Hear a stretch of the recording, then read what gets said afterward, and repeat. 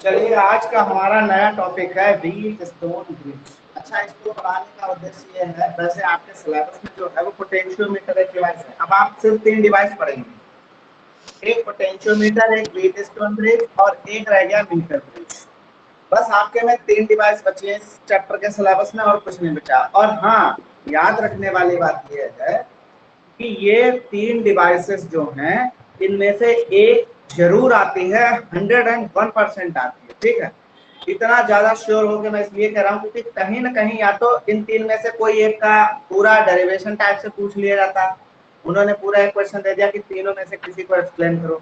और अगर ऐसे नहीं आता है तो इन्हीं डिवाइसेस के ऊपर बेस्ड एक क्वेश्चन आ जाता है, लेकिन आता जरूर है। तो इन 3 डिवाइसेस को होंगे, इनमें से एक क्वेश्चन डेफिनेट हमारे बोर्ड एग्जाम में मिलेगा। ठीक है, 2 या 3 नंबर में। 5 नंबर में अगर लॉन्ग में देंगे तो ये लोग डिवाइस भी दे देंगे, उसके साथ एक न्यूमेरिकल भी चिपका देंगे। ठीक है, तो हम लोग पोटेंशियोमीटर ना पढ़ के पहले हम व्हीट स्टोन ब्रिज और एक मीटर ब्रिज, ये 2 डिवाइस पढ़ते हैं। क्योंकि अभी हमने ताजा ताजा क्या पढ़ा, केवीएल पढ़ा, तो हमको लगाने में भी आसानी होगी और समझ में भी जल्दी आ जाएगा। ठीक है, बिल्कुल। और पोटेंशियोमीटर है वो इन तीनों से डिफरेंट टॉपिक है, इन केवीएल से बिल्कुल थोड़ा डिफरेंट टॉपिक है, तो उसको सबसे लास्ट में पढ़ाऊंगा। तो पहले आज हम लोग पढ़ेंगे व्हीट स्टोन ब्रिज, उसके बाद पढ़े अगर टाइम हुआ तो मीटर ब्रिज भी इसी में कर लेंगे, उसकी प्रॉब्लम्स करेंगे, उसके बाद पोटेंशियोमीटर और आपका सिलेबस हो जाएगा खत्म। चलिए तो हेडिंग डालते हैं wheat stone bridge. Wheat stone wheat stone bridge, ये हो गया। अब होता क्या है इसको समझ लेते हैं। व्हीट स्टोन ब्रिज जो होता है, एक इस तरह का शेप बनाया जाता है, इस तरीके का सर्किट अरेंजमेंट होता है कि एक ब्रिज की फॉर्म में 4 रेजिस्टेंसेस लगाए जाते हैं। बेसिकली इसका काम क्या होता है, किसी भी सर्किट में अननोन रेजिस्टेंस की वैल्यू को ये कैलकुलेट करता है। कोई भी एक अननोन रेजिस्टेंस होगा, उसकी वैल्यू को ये कैलकुलेट करने का काम करता है। और इस तरीके से लगाए जाते हैं, इसकी 4 आर्म्स होती हैं ब्रिज की फॉर्म में, इसीलिए इसका नाम दिया है। व्हीट स्टोन साइंटिस्ट का नेम है, उन्होंने डिस्कवरी की, उन्होंने सर्किट बनाया, तो इसी का नाम पड़ा व्हीट स्टोन ब्रिज। तो बेसिकली इसका काम क्या है, it is use to find the unknown resistance in the circuit. ठीक, अब होता कैसे है, चलिए इसके बारे में लिखते हैं। ठीक, तो एक is an arrangement, it is an arrangement of four resistances, four resistances, four resistances used used to used to determine determine determine the unknown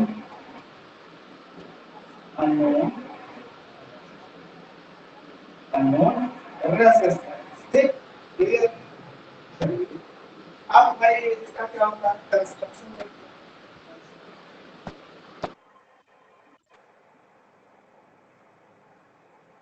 ठीक, कंस्ट्रक्शन देख लेते हैं क्या होता है। चलिए चलिए देखिए बनता कैसे।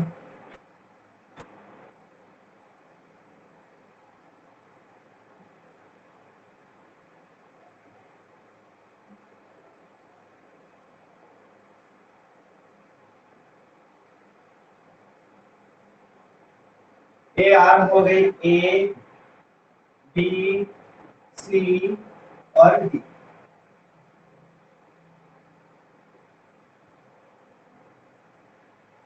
इसकी आर्म्स में 4 रेजिस्टेंसेस लगे होते हैं। आपकी एनसीईआरटी में इनको R1 R2 R3 R4 नाम दिया गया है। हम लोग थोड़ा आसान करने लिए PQRS लिख लेते हैं। ठीक है, तो कोई दिक्कत नहीं है।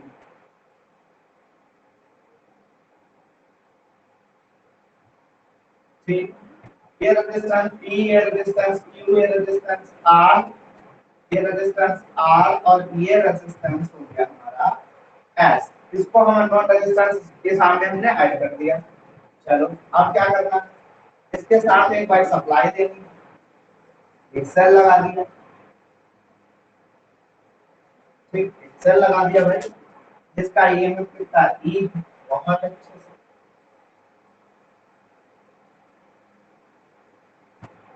कंस्ट्रक्शन में क्या लिखेंगे, it consist of 4 arms in which 4 resistances are connected। फिर पहली लाइन हो गई, 4 रेजिस्टेंस कनेक्ट है, तो इनको तो हम कहते हैं भाई पी और क्यू। ए बी और बी सी आर्म को कहते हैं रेशियो आर्म। क्या कहते हैं, चलिए, A B and B C are called ratio arms. इसको कहते हैं standard resistance. R is called AB is standard R। क्या है इसके साथ R लगाना। DC R में क्या है, unknown resistance, unknown resistance R। यार ये हो गया इसका कंस्ट्रक्शन। अभी एक चीज की और कमी है, इसके और इसके बी और डी पॉइंट के बीच में गैल्वेनोमीटर लगा दिया। ये हमने एक लगा दिया गैल्वेनोमीटर, देखिए समझ कर रही है, ये हमने लगा दिया है गैल्वेनोमीटर।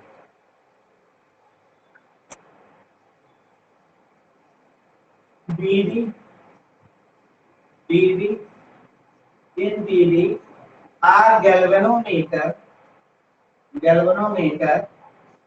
of resistance G। ठीक, इसका गैल्वेनोमीटर का रेजिस्टेंस हमने क्या मान लिया, G। अच्छा, इसके बाद एक और बात याद रखिए, ठीक, ये एक ऐसी डिवाइस है जो बैलेंस कंडीशन पे वर्क करती है। बैलेंस कंडीशन क्या होती है, देखिए बीट स्टोन ब्रिज समझ में आ गया तुमको। बीट स्टोन ब्रिज पहले समझो क्या है। बीट स्टोन ब्रिज क्या है, एक सर्किट, एक ऐसा सर्किट अरेंजमेंट जिसकी मदद से, जिसकी हेल्प से एक अननोन रेजिस्टेंस को फाइंड कर सकते हो। तो किस तरीके से बना होता है, इसके 4 आर्म्स में 4 रेजिस्टेंसेस लगे होते हैं। इन आर्म्स को कह देते हैं रेशियो आर्म्स, इस रेजिस्टेंस को कह देते हैं स्टैंडर्ड आर्म, और इसमें एक अननोन रेजिस्टेंस लगा। ऐसा नहीं अननोन रेजिस्टेंस इसमें भी लगा सकते हो आप, इसमें भी किसी की भी वैल्यू कैलकुलेट कर सकते हो, वो अलग चीज है, ठीक है।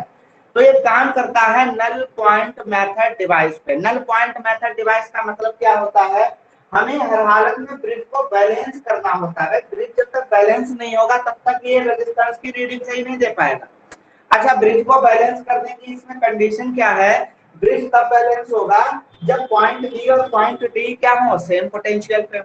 सेम पोटेंशियल पे होंगे तो बी और डी के बीच पोटेंशियल डिफरेंस क्या होगा, जीरो। अगर बेटा पोटेंशियल डिफरेंस जीरो हो जाएगा तो गैल्वेनोमीटर में कोई करंट जाएगी, नहीं जाएगी। यानी ब्रिज तब बैलेंस होगा जब गैल्वेनोमीटर में करंट कितनी होगी, जीरो। यानी गैल्वेनोमीटर शोस नो डिफ्लेक्शन। ठीक, तो वो कंडीशन हम अटेन करेंगे कि गैल्वेनोमीटर में डिफ्लेक्शन ही ना आए। गैल्वेनोमीटर में डिफ्लेक्शन आने का मतलब है कि गैल्वेनोमीटर से कोई करंट पास हो ही नहीं रही है, तभी तो वो डिटेक्ट नहीं कर पा रहा है। अच्छा, इसका काम करेगा कौन, ये जो स्टैंडर्ड आर्म है, एडी आर्म है, ये स्टैंडर्ड आर्म में जो रेजिस्टेंस आर लगा है, इसको इस तरीके से एडजस्ट करेंगे कि इसके अंदर कोई डिफ्लेक्शन ना आए। तो भाई साहब, इसका डिफ्लेक्शन यानी इसमें गैल्वेनोमीटर में करंट जीरो करने के लिए या तुमको नल पॉइंट के, नल पॉइंट का मतलब यही होता है जीरो करंट इन गैल्वेनोमीटर। ठीक, there is no deflection in galvanometer, then it is said to be a null point. देख, तो इसको यार इस तरीके से एडजस्ट करते हैं आर रेजिस्टेंस को कि इसमें क्या हो जाए, करंट क्या होता है, जीरो हो जाए, that it shows no deflection, ये कोई डिफ्लेक्शन शो ना करे। तब जो होगा हमारा जो बीट स्टोन ब्रिज बनके जो तैयार हुआ है, ये बैलेंस हो जाएगा। क्या हो जाएगा भाई, बैलेंस हो जाएगा। चलिए अब करते हैं भाई, अब हम लोग लिखते हैं let x resistance is to be measured, ठीक, measured। तो लिखेंगे In balanced condition, in balanced condition, in balanced condition, there is no deflection. Deflection बोले तो गैल्वेनोमीटर के करंट अंदर क्या लगेगी, zero, there is no deflection in the galvanometer. तो बैलेंस कंडीशन क्या होती है, बैलेंस कंडीशन क्या लानी है हमको प्रूव करके, देखिए बैलेंस कंडीशन क्या होगी भाई, P upon Q equal to R by S।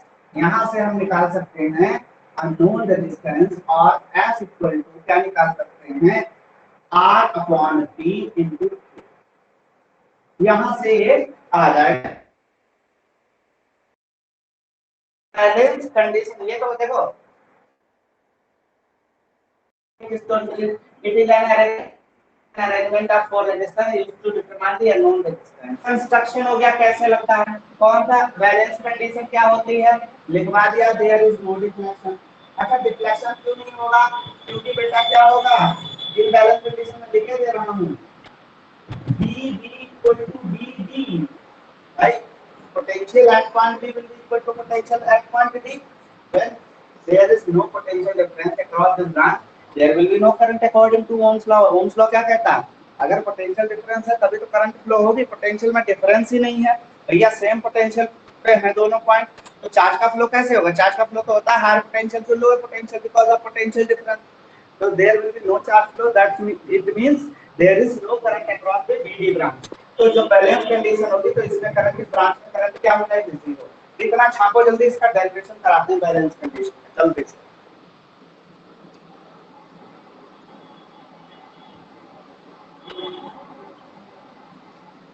Sir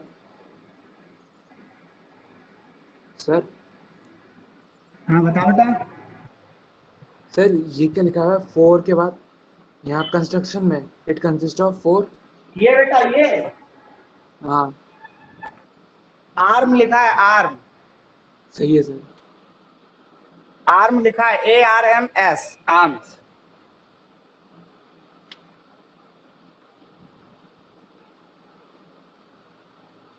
note कर लीजिए जल्दी।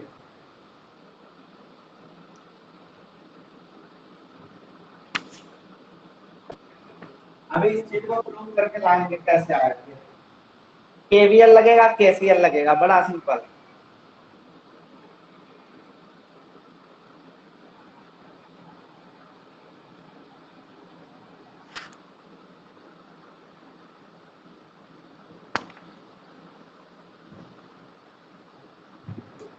या तो अप्रूव करने को आ जाता है, नहीं तो इस पे एक क्वेश्चन आता है।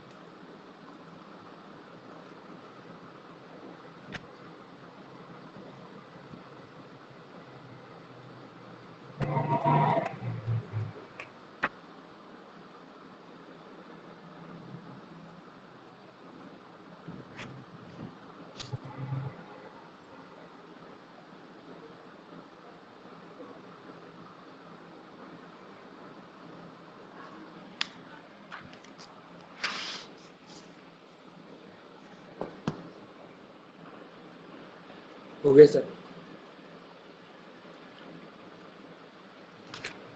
हो गया। चलिए ठीक है।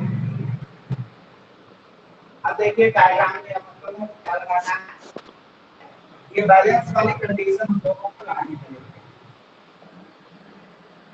चलिए हम डायग्राम फिर से बना लेते हैं बढ़िया सा, कोई दिक्कत नहीं।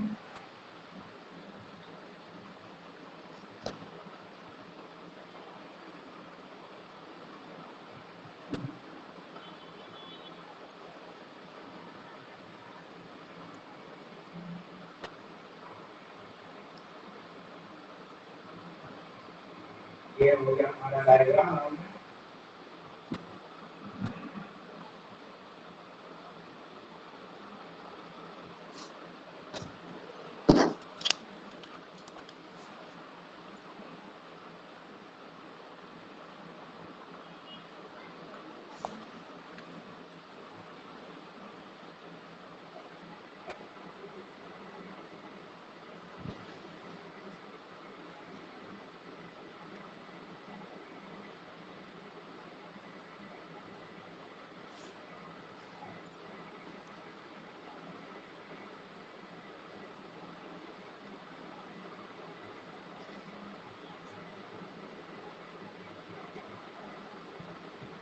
चलिए देखिए बन के तैयार हो गया। अब लिखेंगे प्रूफ।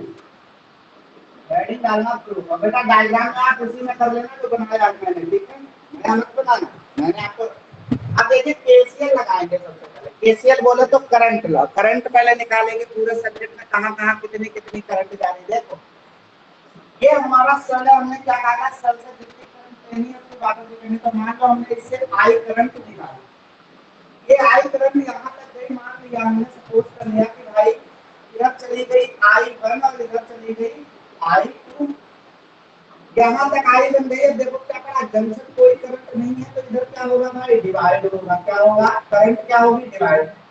तो इतने में आ गए, इधर आ गए, मान लो आई जी, जी फॉर गैल्वेनोमीटर हमने नोटेशन के लिए लिख दिया। तो I1 यहाँ पे बेटा डिवाइड हुई I2 में, तो बची हुई कितनी इधर गई, I1 माइनस IG, यानी इस रेजिस्टेंस के अक्रॉस जो करंट जा रही है वो इतनी जा रही है, I1 माइनस IG।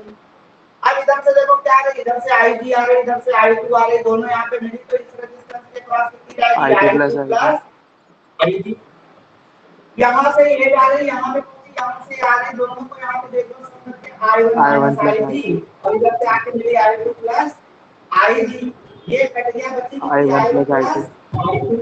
अब I1 और I2 को क्या कहा था तुमने, आई नहीं तो कहा था, यहाँ से वापस आ गई हमारी आई करंट, हमारी वापस आ गई। बोलो आया समझ में, इतना यस क्लियर सर। हो गया। तो चलो हमारा केसीएल तो लग गया। अब हमारे पास दो लूप हैं, एक लूप ये बन गया, एक लूप ये बन गया, क्योंकि हमें इसी लूप में लगाना, ब्रिज बन गया। हमें पूरे में नहीं केवीएल लगाना। ब्रिज कितना है, ब्रिज तो हमारा इतना है, ये ब्रिज बन गया। इस ब्रिज में यस सर। हमको अब केवीएल अप्लाई करना, तो मनमानी डायरेक्शन दे दो। मान लो ऐसे चल रहा है, ऐसे चल रहा है, ठीक।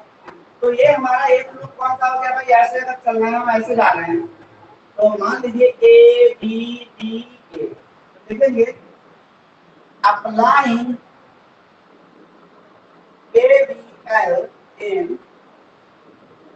लिखेंगे let current drawn from each cell is I, ये जरूर लिख लेंगे, ठीक। अब बाद में चाहो तो आप डिस्क्राइब कर देना, या पी के क्रॉस कितनी करंट I1 हो जाती है, इसके क्रॉस I2, गैल्वेनोमीटर में I, ये सब लिख देना अपने आप, इसमें टीचर का कोई रोल नहीं, ठीक है।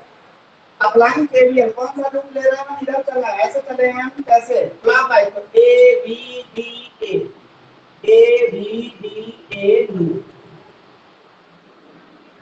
चलो वो लगाते हैं, ये विषय स्टार्ट करते हैं। देखिए जब इधर से इधर जा रहा है तो हमारा पाथ क्या है, ये पाथ और करंट की डायरेक्शन सेम है, यानी I1 इनटू P होगी माइनस का, ऐसे आ देखो पाथ और डायरेक्शन ऑफ करंट फिर से सेम, तो I1 IG इनटू रेजिस्टेंस कितना है गैल्वेनोमीटर का G। अब ऐसे चले, देखो ऐसे जब जा रहे हैं बेटा, जब यहाँ तक तो हमारा, लेकिन जब हम B से A की तरफ जाएंगे तो हमारा पाथ होगा ये ऐसे, लेकिन करंट जा रही है कोई भी डायरेक्शन में, तो प्लस का साइन आएगा, यानी I2 into R equal to 0। यहाँ से इक्वेशन बन डाल दीजिए।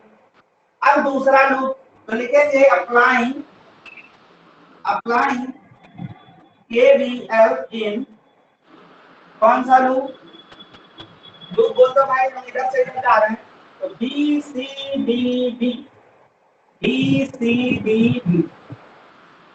चलो इसमें अप्लाई करते हैं, तो मान लो बी से चले, अब देखो बी से सी की तरफ जाएंगे तो पाथ हमारा इधर है, यानी करंट की डायरेक्शन सेम, तो माइनस का साइन, करंट है कितना, I1 माइनस IG इंटू कितना Q, ऐसे आए करंट अपोजिट डायरेक्शन में, भाई हम ऐसे चल रहे हैं, देखो पाथ देखो हमारा, तो करंट अपोजिट डायरेक्शन में प्लस का sign I2 plus IG into S, ठीक, एस ऐसे चलेगा, देखो करंट आ गई नीचे लेकिन हम जा रहे हैं पाथ, हमारा देखो पाथ ऊपर है, तो प्लस का sign IG into G equal to 0 equation, ठीक, ये दोनों में हमने केवीएल लगा दिया था, इतना काम हो। अब हम ब्रिज को बैलेंस करेंगे, बैलेंस करने के लिए किसको एडजस्ट करना पड़ेगा, ये हमेशा याद रखना, ये जो आर है इसी को एडजस्ट करेंगे ब्रिज को बैलेंस करने के लिए।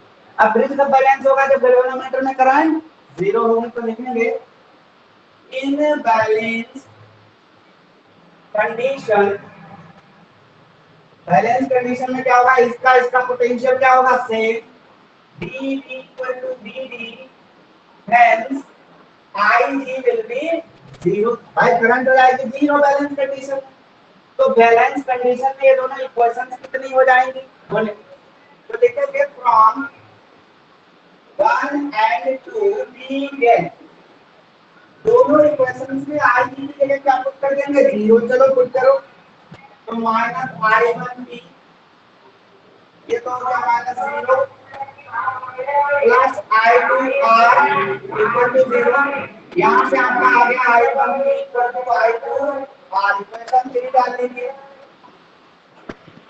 अब इस वाले में जी जीरो रखो तो क्या आएगा, माइनस का I1 इंटू क्यू रह गया, यहाँ I2 इंटू एस रह गया, ये तो हो गया जीरो बराबर जीरो, तो हमारा यहाँ से आ जाएगा I1 q equal to I2 S, equation 4 लिख लेंगे, डिवाइडिंग 3 बाई 4, क्या मिलेगा हमको, I1 P upon I1 Q, I2 R upon I2 S, I2 से I2 कैंसिल, I1 से I1 कैंसिल, यहाँ से तुमको मिल गया बैलेंस कंडीशन प्रूफ हो गया, हमें P upon Q equal to R upon S, ये आ गया balance condition. Hence unknown resistance जो S लगाया है अननोन है, इसकी वैल्यू क्या आएगी, R upon P into Q, ये आ गया फॉर्मूला का प्रूफ होके, ठीक है, तो समझ में आ गया होगा, सिंपल है, कुछ है नहीं, केवीएल लगाना है और फिर बैलेंस कंडीशन में जो करंट क्या रख देनी है गैल्वेनोमीटर में, जीरो रख देनी है। चलिए इतना नोट कर लीजिए, फिर आगे करा।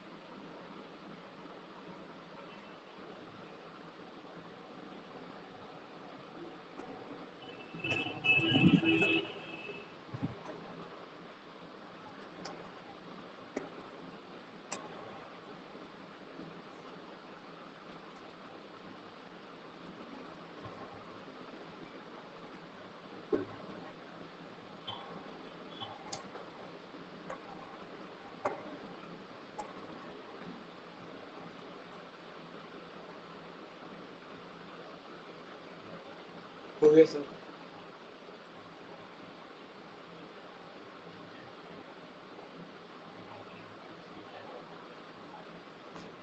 हो गया sir.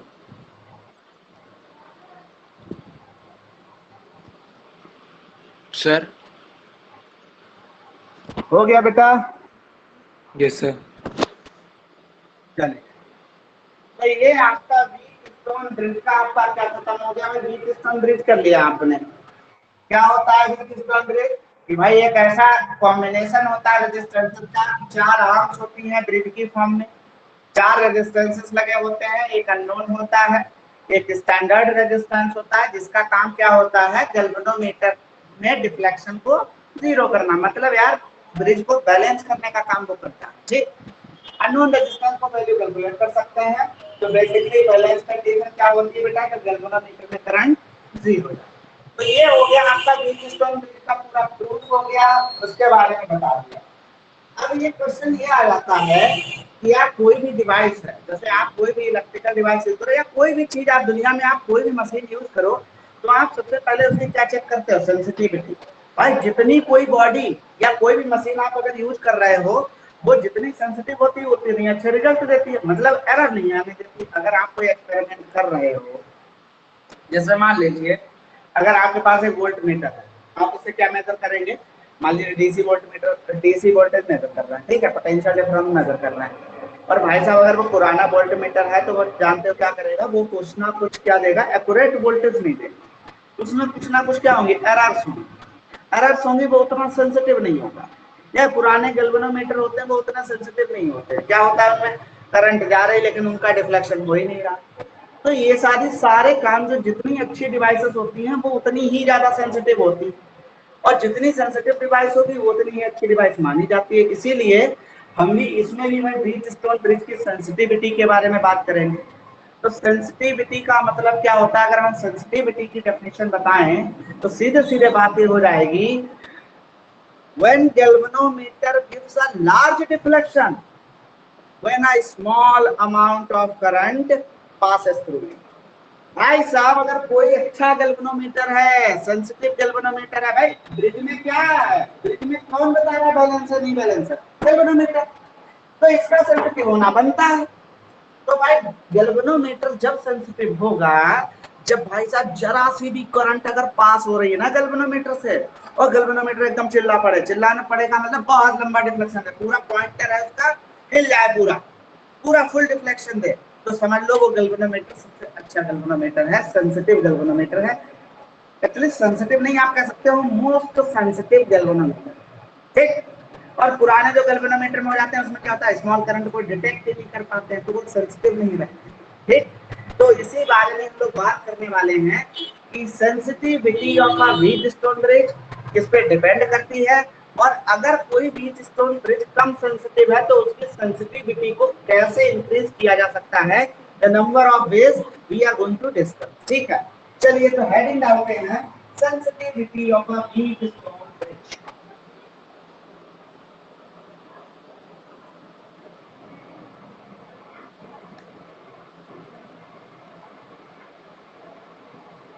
sensitivity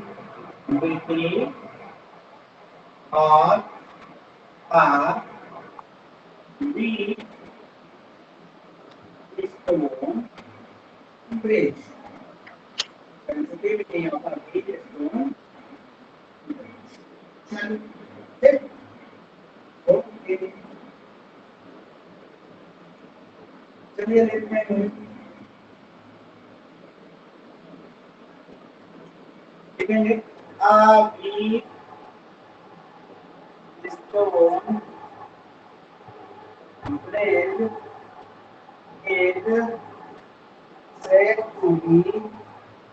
is said to be sensitive if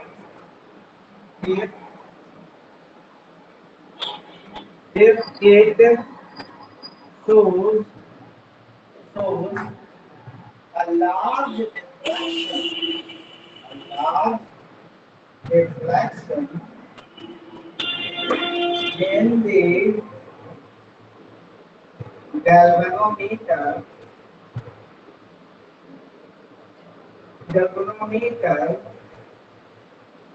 for a small change in resistance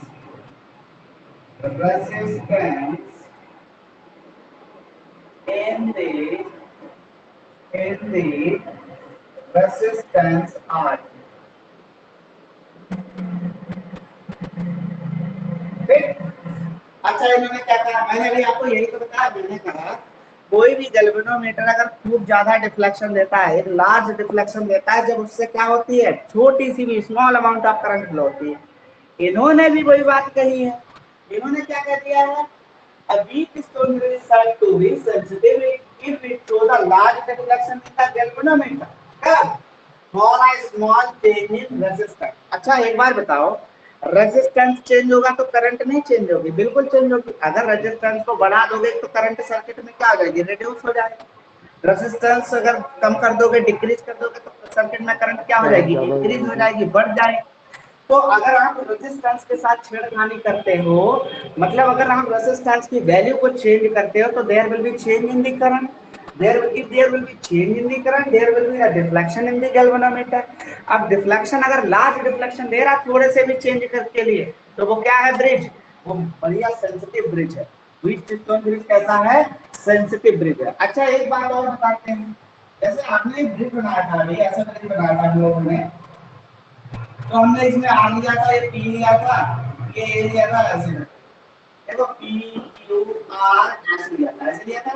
NCERT ने इसको ऐसे लिख रखा, R1 R2 R3 R4, कोई बात नहीं, बात तो एक ही है, R1 R2 R3 R4 लिख सकते हो। अच्छा ये बात है, जब हम ये कह रहे हैं कि ब्रिज को कौन सा रेजिस्टेंस बैलेंस कर रहा है बेटा, ये वाला जो स्टैंडर्ड आर्म, ये स्टैंडर्ड आर्म बोली जाती है, यानी ये वाला बैलेंस कर रहा है। इसकी वैल्यू को चेंज करने पर यहाँ जो गैल्वेनोमीटर है उसमें करंट क्या हो जा रही है, जीरो। तभी तो गैल्वेनोमीटर सेंसिटिव, के चेंज की वजह से तो हम बैलेंस कर रहे हैं भाई, इसकी वजह से ही इसको इतना एडजस्ट किया जाता है कि ये बैलेंस हो रहा है। इस ब्रांच में करंट क्या हो जाए। अच्छा चाहो तो तुम इसको क्या करोगे, मान लो आपके पास ब्रिज दिया, तो क्या बार बार रेजिस्टेंस को निकाल के खोल के फिर कनेक्ट करोगे, फिर दूसरा निकाला, दूसरा लाया, दूसरा कनेक्ट किया ना। सबसे बढ़िया तरीका क्या होता है, जब प्रैक्टिकल करते हैं तो यहाँ पे रेजिस्टेंस बॉक्स लगा देते हैं, क्या होता है, आर बॉक्स लिखते हैं इसको, रेजिस्टेंस बॉक्स। अब आप जब स्कूल ओपन हुआ आपके तो देखा जाता है रेजिस्टेंस बॉक्स होता है, उसमें कई सारी कीज होती हैं, ऐसी कीज लगी है, बहुत सारी कीज लगी है, ब्लैक कलर की की होती है और ब्रास की बनी होती है, पीतल की, ठीक है, और बहुत सारे होल्स होते हैं उसमें वो फंसी हुई होती हैं, उस बॉक्स को कहते हैं रेजिस्टेंस बॉक्स। होता क्या है, पर्टिकुलर की के लिए एक रेजिस्टेंस होता है। मान लो एक की को निकालने पर 5 ओम का रेजिस्टेंस लग गया, तो अगर तुमको सर्किट में 5 ओम का रेजिस्टेंस लगाना तो तुमने क्या किया, इसमें से एक की निकाल दी बॉक्स में से, तो इस आर में कितना रेजिस्टेंस लग गया, 5 ओम। दो की निकालनी तो कितना लग गया, 10 ओम। तीन की निकालनी तो कितना लग गया, 15 ओम। फोर की निकालनी तो कितना आ गया, 20 ओम। इस तरीके से आपको क्या करना है, आपको बार बार इसमें कनेक्शन नहीं करना पड़ेगा, रेजिस्टेंस बॉक्स कनेक्ट है, आराम से तुम की निकालते रहो, रेजिस्टेंस को चेंज करते रहो। और वैसे इंडिविजुअल जब रेजिस्टेंस लगाओगे तो यार तुमको बार बार सप्लाई बंद करनी पड़ेगी नीचे से, नहीं तो करंट लग सकता है, फिर नया वायर ऐड करो नए रेजिस्टेंस का, फिर बोला फिर नया ऑब्जर्वेशन लेने के लिए फिर नया वायर, तो वो सब ना करते जब एक्सपेरिमेंट करते हैं तो यहाँ पे रेजिस्टेंस बॉक्स लगा देते हैं। उसकी वजह से हम कई बार मनमाना डिजायर्ड रेजिस्टेंस प्रोवाइड करा सकते हैं। डिजायर्ड रेजिस्टेंस प्रोवाइड होगा तो बार बार भाई इसमें करंट में भी चेंज आएगा, तो ये डिफ्लेक्शन देगा, ठीक। तो इसकी वैल्यू की वजह से आप इसमें बैलेंस कंडीशन ला सकते हो। आई बात समझ में। अच्छा अगर रेजिस्टेंस बॉक्स ना लगाओ तो एक और चीज आती है डिवाइस, रियोस्टेट आता है, रियोस्टेट। रियोस्टेट का काम यही होता है, इसको कहते हैं वेरिएबल रजिस्टर, रियोस्टेट को ही कहते हैं वेरिएबल रजिस्टर। इसमें भी वही होता है, ये स्लाइडिंग होती है, स्लाइड करने वाली वो बनी होती है, इसके ऊपर गोल गोल होता है, सिलिंड्रिकल, ब्लैक ब्लैक कलर का, ऊपर स्लाइड करना है। तो स्लाइड करने से क्या होता है, रेजिस्टेंस एक तरफ स्लाइड करोगे बढ़ता जाएगा, एक तरफ लाओगे फिर कम होता जाएगा। तो तुम्हें करंट अगर बढ़ानी तो स्लाइड करके रेजिस्टेंस को कम कर लो, करंट बढ़ जाएगी। अगर तुमको करंट जो है डिक्रीज करनी है तो रेजिस्टेंस को क्या कर लो, इंक्रीज कर लो। तो ये रिवर्समेंट भी ये काम करता है यहाँ पे।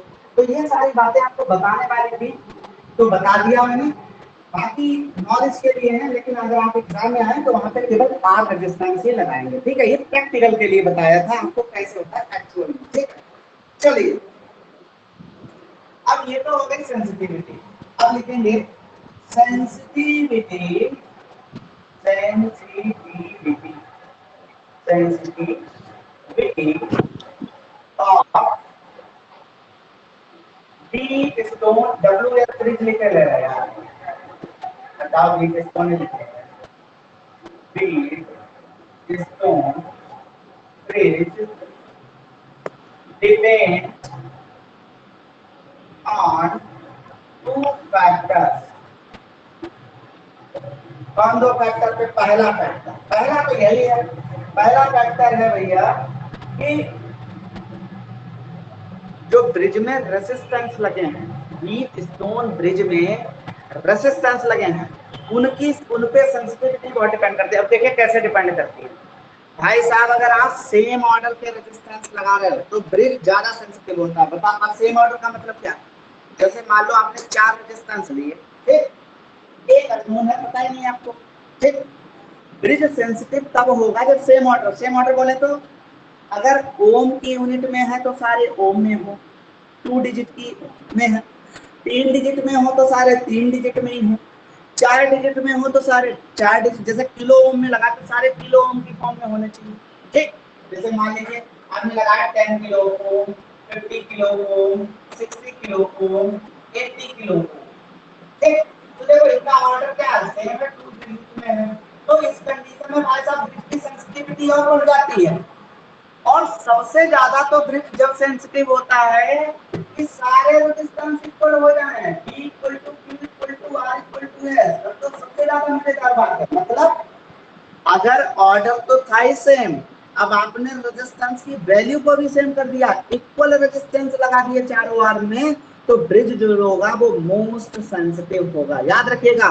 तो व्हीट स्टोन ब्रिज का मोस्ट सेंसिटिव होगा when we connect the resistance of equal values in each arm। And sensitivity बढ़ाने के लिए क्या कर सकते हैं, सेम ऑर्डर के रेजिस्टेंस को हम कनेक्ट कर सकते हैं। बोलो आया समझ में? तो पहला पॉइंट आगे है भाई, इसको देखते हैं।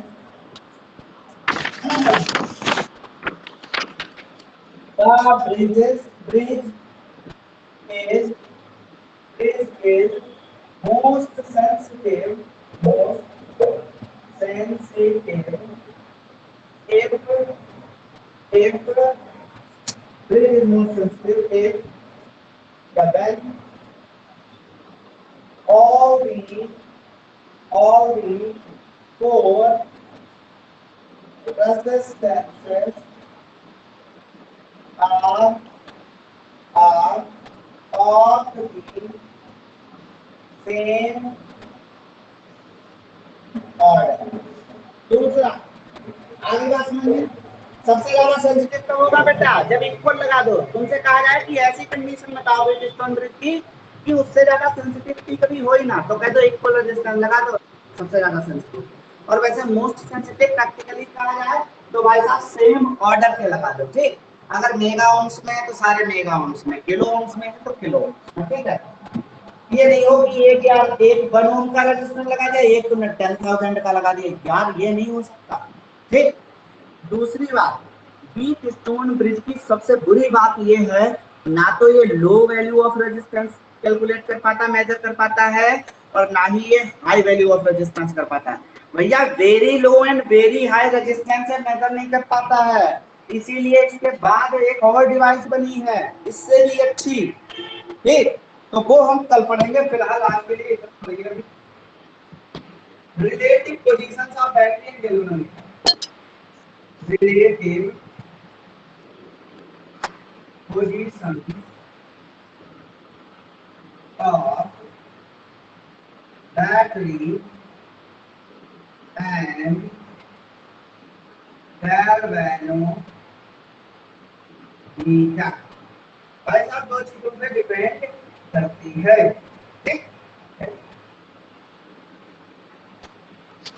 दो चीजों पे इसकी सेंसिटिविटी डिपेंड करती है। चलिए ये लिख लीजिए, ये सेंसिटिविटी वाला टॉपिक होगा। अब इसके एडवांटेज और डिसएडवांटेज मैं आपको मार्क करके बेटा भेज दूंगा, अभी व्हाट्सएप पे, वो लिख लेना, ठीक है बेटा। Yes sir. हाँ उसमें कुछ है नहीं, मैं बता दूंगा क्या होता है, ये लिख लो आप पहले। लिख लिया सर। ये आपका हो गया। हो हो गया। गया सर। अब देखते हैं इसके एडवांटेज क्या होते हैं। तो सबसे पहला जो एडवांटेज होता है भाई, इसका फायदा क्या होता है? फायदा ये होता है कि ये नल पॉइंट मेथड डिवाइस होती है। नल पॉइंट बोले तो गैल्वेनोमीटर में जब करंट जीरो होती है उस पर काम करता है ये, ठीक है। तो ये क्या है, नल पॉइंट मेथड डिवाइस होती है। तो होगा क्या कि जो सेल लगाया है आपने ब्रिज में, और यार गैल्वेनोमीटर का भी कुछ ना कुछ, भाई सेल का क्या होता है, इंटरनल रेजिस्टेंस, और गैल्वेनोमीटर कोई भी डिवाइस हो उसका भी क्या होता है, अपना रेजिस्टेंस। तो गैल्वेनोमीटर का रेजिस्टेंस और सेल का इंटरनल रेजिस्टेंस इसके ब्रिज की पूरी वर्किंग को डिस्टर्ब नहीं करता है। क्यों? क्योंकि ये नल पॉइंट मेथड डिवाइस है, नल पॉइंट मेथड। तो सबसे पहला एडवांटेज तो ये हो गया है इसका, ठीक। तो इसको भैया नल पॉइंट को ये डिस्टर्ब नहीं करते हैं। जो सेल लगा उसका इंटरनल रेजिस्टेंस और गैल्वेनोमीटर का रेजिस्टेंस नल पॉइंट को डिस्टर्ब नहीं करते हैं, सबसे पहला एडवांटेज। दूसरा एडवांटेज क्या है कि भाई साहब यहाँ क्या है कि जो सेल लगा है या गैल्वेनोमीटर लगा है, यहाँ ना तो किसी करंट का मेजरमेंट हो रहा है, ना ही वोल्टेज का मेजरमेंट हो रहा है। जो कुछ भी आ रहा है वो क्या आ रहा है, अननोन रेजिस्टेंस की वैल्यू आ रही है कैलकुलेट होके। तो ये सबसे बढ़िया एडवांटेज। वरना क्या होता है, सर्किट में कई सारी चीजें लगाओ तो कहीं वोल्टेज मेजर कर रहा है, वोल्टमीटर लगा दिया तो यार वो भी करंट ले रहा है। इसमें ऐसा कुछ है ही नहीं, इसमें ना वोल्ट मीटर है ना अमीटर है, इसमें ऐसा कुछ है ही नहीं जो यार क्या करेगा, जो ना तो वोल्टेज मेजर करता है ना ही करंट मेजर करता है, सिर्फ क्या बताता है, अननोन रेजिस्टेंस की वैल्यू। तो जो इसमें वोल्ट मीटर और मीटर के रेजिस्टेंस होते हैं वो इसकी रीडिंग को अफेक्ट नहीं करता। तो ये हो गए दो एडवांटेज। अब डिसएडवांटेज सुन लो इसकी बात, एक और एडवांटेज सुन लेते हैं, ठीक। अच्छा अब होगा क्या, अगर जो अननोन रेजिस्टेंस आप निकाल लेते हैं एस, उसको जितना एक्यूरेट रखना है तो जानते हो आपको क्या करना पड़ेगा। एक्यूरेसी बढ़ाने के लिए जो रेशियो आर्म की ऊपर वाली पी और क्यू जिसमें लगे थे रजिस्टर, वो आर्म को हम कहते हैं रेशियो आर्म्स। भाई साहब रेशियो आर्म्स में अगर आप रेजिस्टेंस की वैल्यू को बढ़ाते जाओगे तो उतनी ही एक्यूरेसी आएगी अननोन रेजिस्टेंस के मेजरमेंट में। ये तीन हो गए एडवांटेज, ठीक। डिसएडवांटेज क्या है यार, मैंने आपको बताया है, the Wheatstone bridge can't measure very low और very high resistances, that's why a device called meter bridge was used after Wheatstone bridge. तो कल हम लोग पढ़ेंगे मीटर ब्रिज, आज हो गया आपका व्हीटस्टोन ब्रिज। इससे रिलेटेड कोई क्वेश्चन नहीं है, एक आध क्वेश्चन होते हैं तो बहुत सिंपल है, कर लोगे, तो मैं कल कराऊंगा, कल कराएंगे आपको मीटर ब्रिज। अब अगर ये आता है तभी मीटर ब्रिज समझ में आएगा। तो ठीक है, कोई डाउट हो तो कल पूछ लेना। उससे पहले मीटर ब्रिज की सहायता से भी, मीटर ब्रिज इसका एक क्या है, एप्लीकेशन है, तो उसके बारे में कल पढ़ेंगे। बाकी हम जो एडवांटेज है बेटा वो मैं आपको व्हाट्सएप कर रहा हूँ, ठीक है अभी। Yes sir. चलिए ठीक है बेटा। Okay sir.